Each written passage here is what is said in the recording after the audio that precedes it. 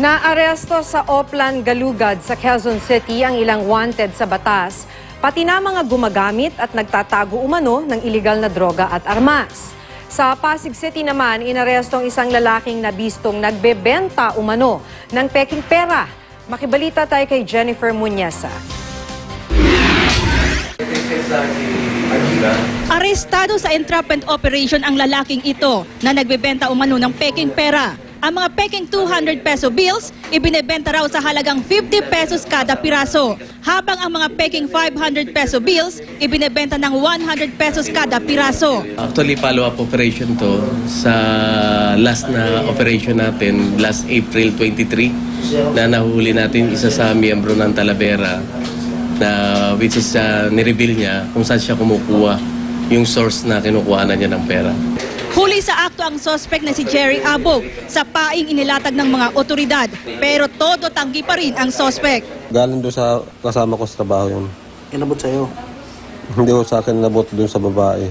Sa babae. So, paano? Nahuli ito? Pagpasok ko ng babae, saka naman ako yung hinablok.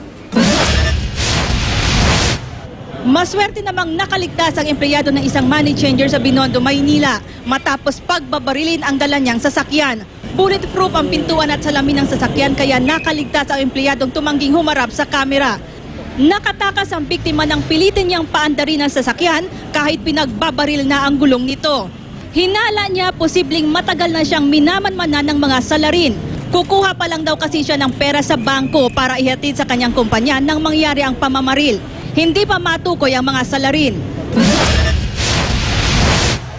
Lalong naghigpit at muling nagkasa ng Oplan, Galugad ang Quezon City Police District matapos ang walang habas na pamamaril nitong linggo ng madaling araw.